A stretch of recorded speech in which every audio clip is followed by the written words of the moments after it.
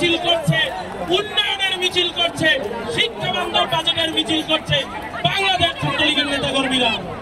বাংলাদেশ ছাত্রলীগের উদ্যোগে আজকে এই ঐতিহাসিক টিএসসি রাজু ভাস্কর্যের প্রদেশে মধুর ক্যান্টিন থেকে শুরু হওয়া আনন্দ মিছিল এবং মিছিল পরবর্তী সমাবেশে আপনাদের মাঝে সভাপতিত্ব করছেন বাংলাদেশ ছাত্রলীগের সংগ্রামী সভাপতি জনাব সাদ্দাম হোসেন, উপস্থিত ঢাকা বিশ্ববিদ্যালয়ের সংগ্রামী সভাপতি মাজারুল কবির শহর, বিপ্লবী সাধারণ সম্পাদক তানভীর হাসান সৈকত, উপস্থিত ঢাকা মহানগর উত্তর ছাত্রলীগের সংগ্রামী সভাপতি ইলিয়াস মাহমুদ, বিপ্লবী সাধারণ সম্পাদক সাগর আহমেদ শামীম, ঢাকা মহানগর দক্ষিণ ছাত্রলীগের সংগ্রামী সভাপতি রাজিবুল ইসলাম বাপ্পি, বিপ্লবী সাধারণ সম্পাদক সজল কুন্ড, উপস্থিত